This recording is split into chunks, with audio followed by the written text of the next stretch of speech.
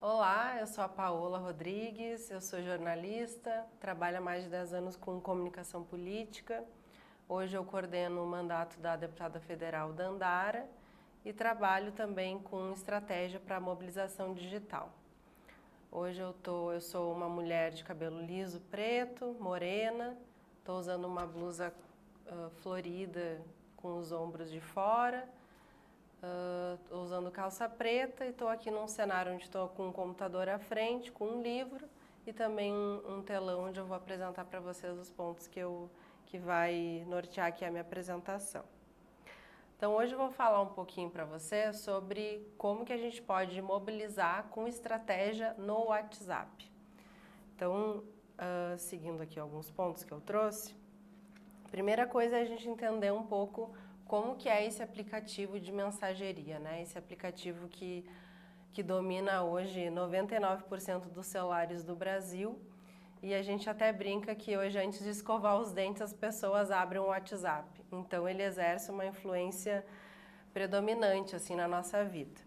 O Brasil hoje ele é o país que mais envia mensagens de áudios no mundo, 4 vezes mais do que qualquer outro, e dispara a maior quantidade de mensagens de texto. Obviamente que outros países também trocam mensagens, mas como Estados Unidos, enfim, outros países usam muito o SMS, e outros países que não são, que têm os seus aplicativos que não têm essa influência tão grande do Ocidente, desenvolve, né, tipo a China, os seus próprios aplicativos, tipo o WeChat e tudo mais. Mas é importante a gente entender um pouco como que hoje está o ecossistema da comunicação política, né? Para os brasileiros, o WhatsApp é literalmente a internet. Para que a gente usa?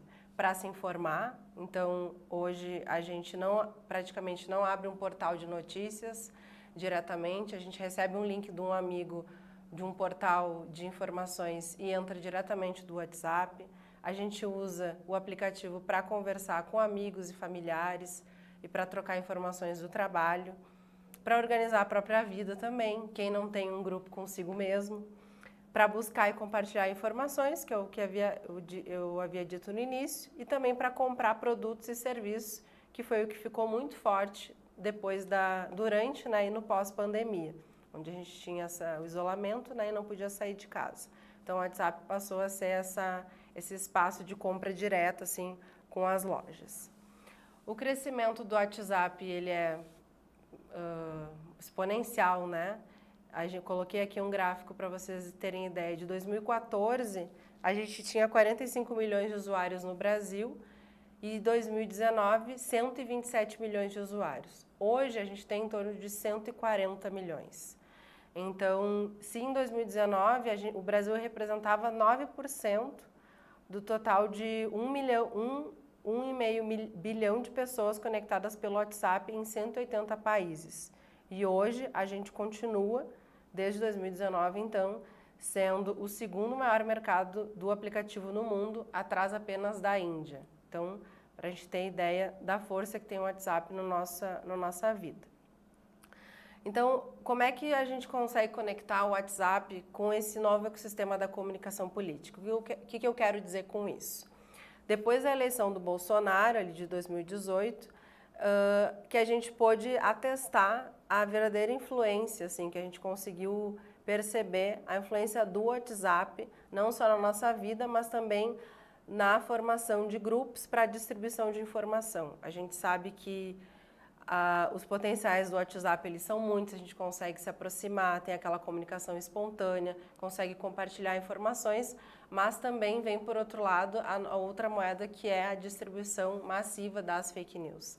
Então o WhatsApp ele foi determinante para a própria eleição do Bolsonaro e essa perda de controle até de um contra-ataque para a gente poder conseguir desdizer, né, as mentiras, porque a gente sabe que a mentira, uma vez ela disseminada, ela já se tornou verdade. Então é muito difícil a gente conseguir, na velocidade que hoje está a comunicação, desdizer e desmentir. Então o WhatsApp ele se tornou imperativo, assim.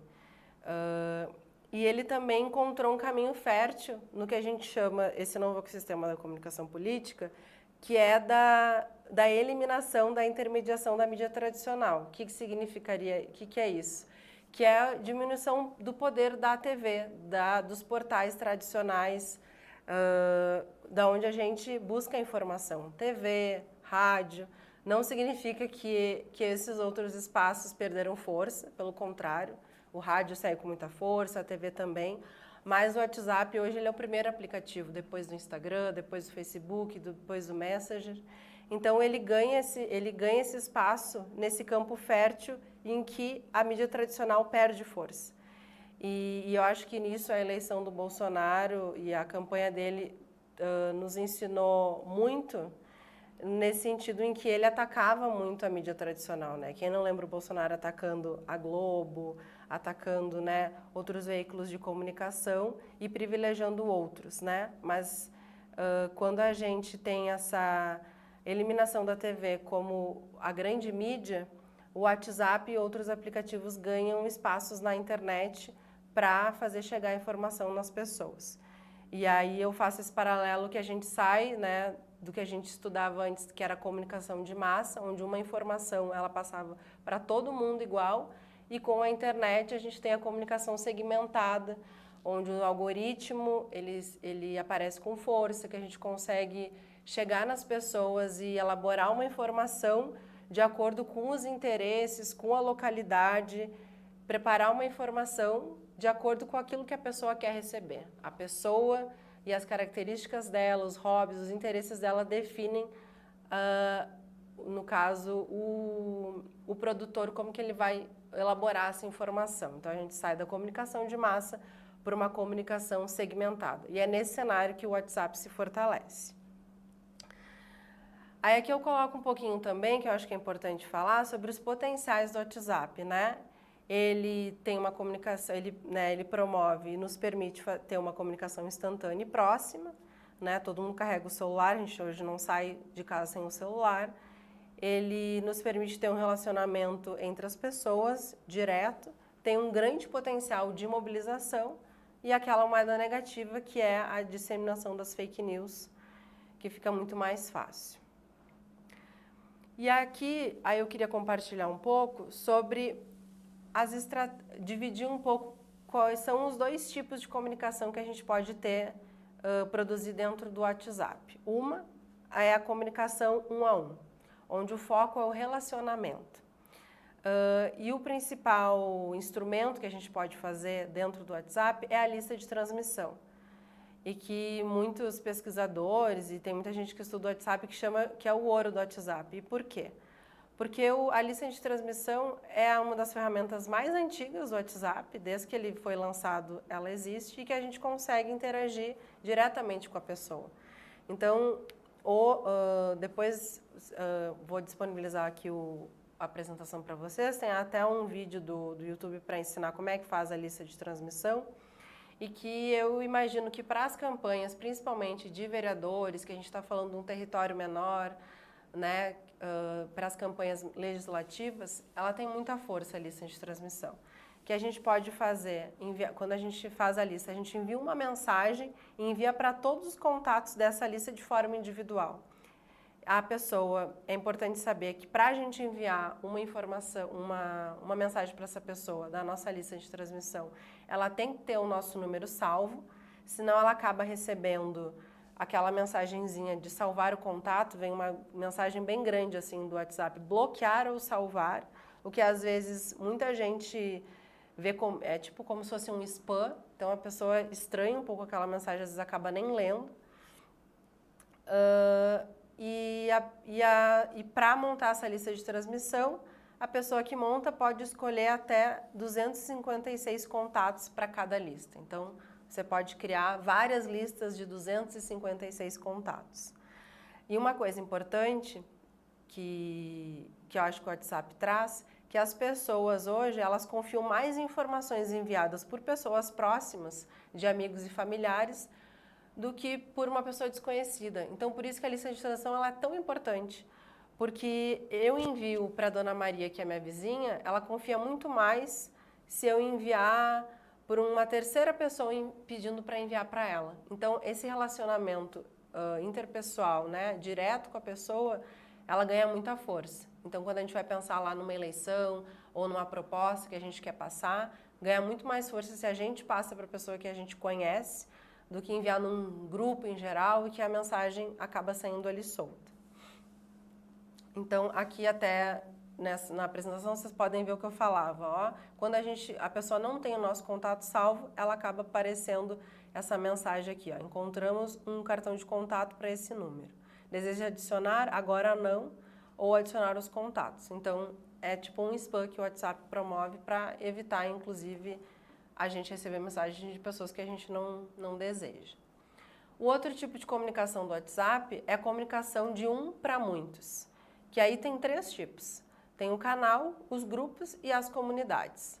Aqui o foco, claro que é o relacionamento, mas principalmente informar e avisar. O canal foi a ferramenta mais atual que o WhatsApp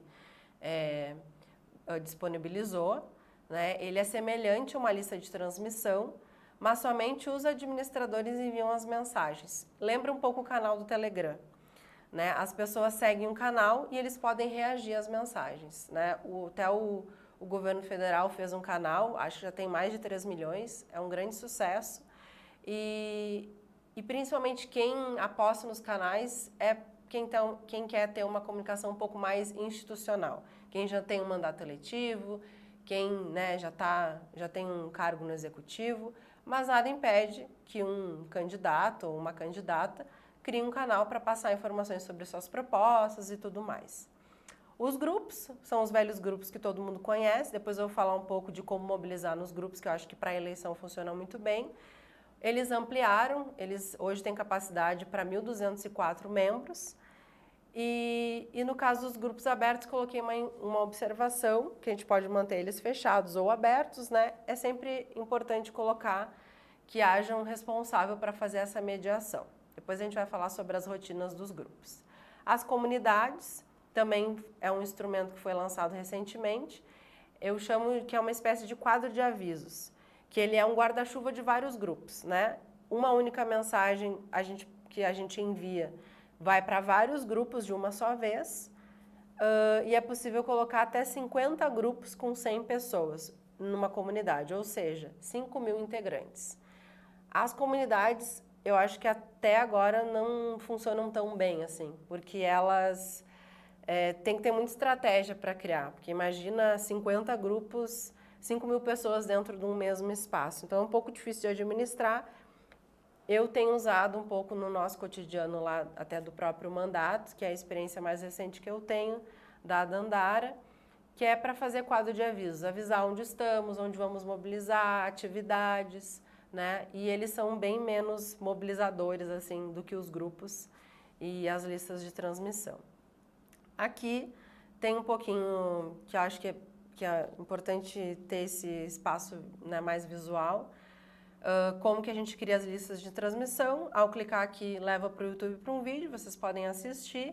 Como seguir um canal, é na primeira aba do WhatsApp, ali em atualizações. E aqui também onde ficam as comunidades, que é no botão central ali do WhatsApp. E aí você rola um feed e tem todas as comunidades de onde você participa. Aqui eu trouxe um pouquinho sobre as limitações do WhatsApp. 2 pontos que são importantes. Por conta das fake news, né, e enfim, desde as eleições de 2018, todo ano o WhatsApp ou eventualmente vai tendo atualizações para tentar combater um pouco essa desinformação, né? Então hoje, para que a gente hoje há restrição, né, que impede que uma mensagem seja encaminhada mais de 5 vezes no WhatsApp. Então, às vezes a gente vê ali mensagem encaminhada com frequência. Aquela mensagem ela não pode ser encaminhada mais de 5 vezes. Então, se você quer enviar aquela mensagem para mais pessoas, tem que copiar e colar. Assim como uma foto, um card, um vídeo.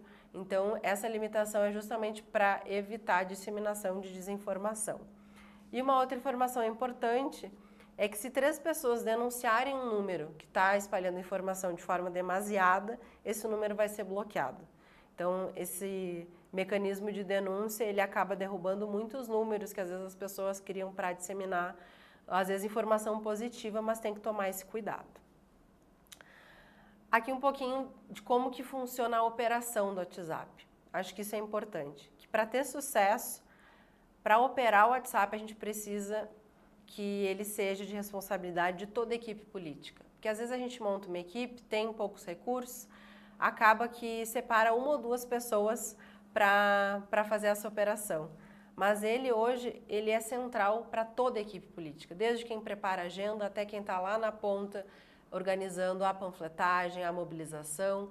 Ele está para além da equipe de comunicação. Isso eu acho que é importante entender. E aqui eu trouxe um pouco de como mobilizar os grupos e que, na verdade, mostra como que a gente pode envolver todos da equipe nessa operação, né? Os grupos, eles são, de todos os instrumentos do WhatsApp, depois da lista de transmissão, eu considero o mais importante para uma eleição. Eles são ferramentas importantes de construção de comunidades digitais. Por mais que eles possam ter mais de 1.000 membros, é interessante, né? Depende da realidade da cidade, onde o candidato está, ter no máximo 500 participantes por grupo, para que a equipe possa dar conta das demandas que vão surgir a partir dessa participação. A ideia é que o grupo não seja só criado e abandonado, né? Ele precisa ter uma vida orgânica, precisa ter um mediador, precisa ter um zelador do grupo, alguém que todo dia dê bom dia, mande um meme, mande uma figurinha, né? Alimentar o grupo com conteúdos que gerem debate entre os participantes. E eu até anotei algumas coisas aqui, que no marketing digital a gente pensa algumas estratégias para como criar mensagens. Que tipo de mensagem será que eu posso mandar num grupo? Então, às vezes, a gente pode criar aquilo que a gente chama de gatilhos, que é, por exemplo, ou contar uma história que vai aproximar as pessoas, ou a gente pode criar uma mensagem que trabalhe o gatilho da escassez, quer dizer, gente, está acabando as vagas para participar dessa reunião temática, bora se inscrever, né? Ou criar também o gatilho do consenso, que a gente, todo mundo está falando que vai, tu vai perder essa? Então, é criar alguns gatilhos que gerem algum sentimento na pessoa de que ela está perdendo aquela informação, de que só ela vai ficar fora daquilo. Então, são algumas estratégias que vocês podem colocar lá no Google que acho que é interessante para fazer com que as pessoas realmente queiram clicar naquele link que vocês estão enviando, queiram entrar, participar daquela reunião, se inscrever, né? Porque o grupo ele é importante realmente para isso, para gerar o debate ali, mas também para levar para a mobilização, para o que a gente chama de chamada de ação, para fazer com que a pessoa, num primeiro momento, se engaje e depois, lá no final, né, lá em outubro, vote no candidato que a gente está mobilizando. Outra dica que eu coloquei aqui foi a criação de grupos por bairros, por temáticas, por agendas políticas. Tem uma estratégia que a gente usa muito, que é fazer, por exemplo, nas eleições, debates nos bairros, né? Pegar os bairros da periferia, do centro, da zona leste, zona oeste, e por que não criar grupos dessas pessoas que moram naquelas comunidades para debater os problemas do bairro? Às vezes a cidade é muito grande, não consegue fazer isso, não faz sentido. Vamos fazer por temáticas, vamos criar grupos de mulheres para debater pessoas com deficiência, vamos pegar sobre direitos humanos, vamos falar sobre, enfim, transporte público, né? Dialogando sempre com a realidade dessa campanha eleitoral.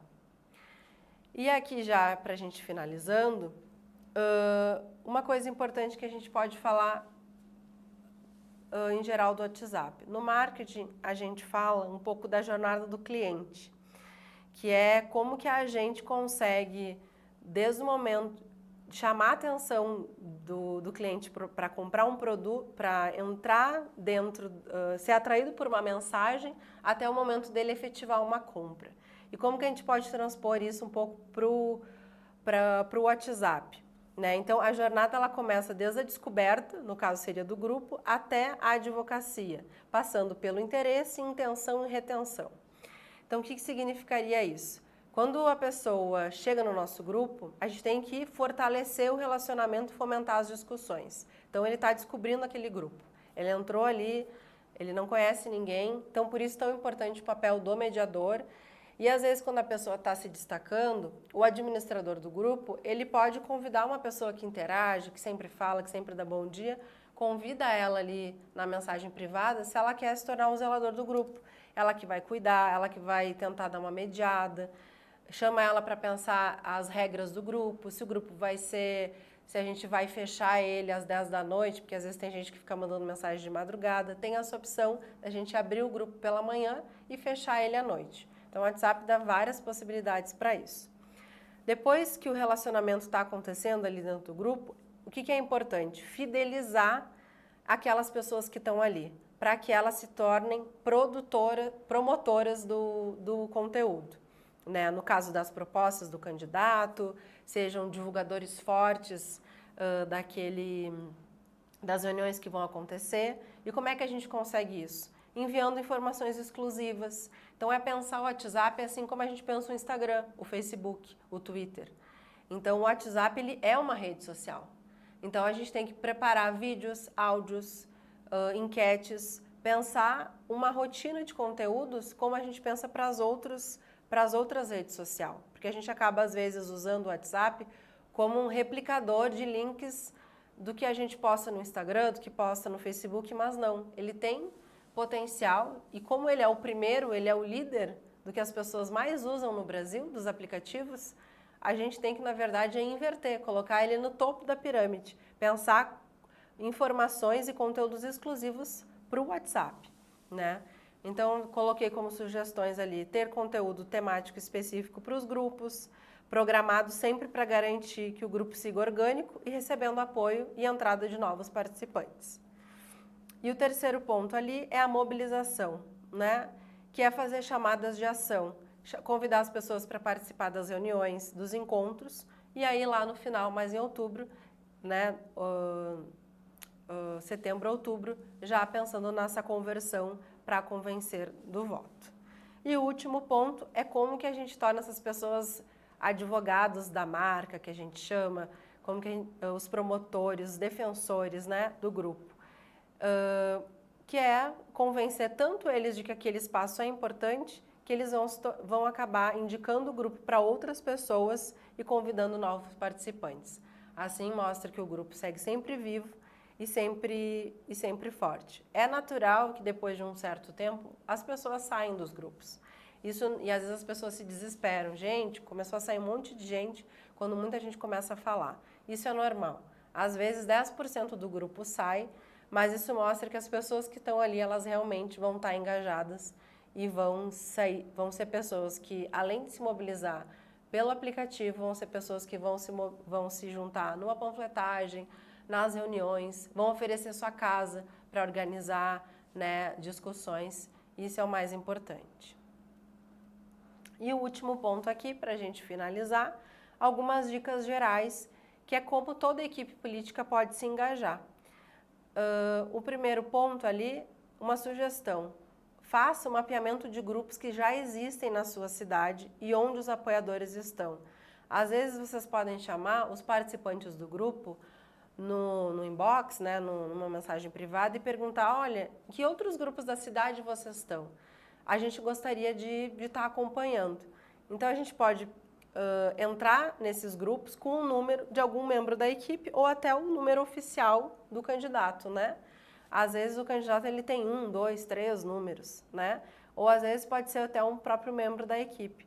Isso é importante para saber o que as pessoas estão falando na cidade, né? Para produzir conteúdo para a rede social, para pensar propostas ou simplesmente para fazer um monitoramento mesmo dos próprios concorrentes, né? O que as pessoas estão falando na cidade.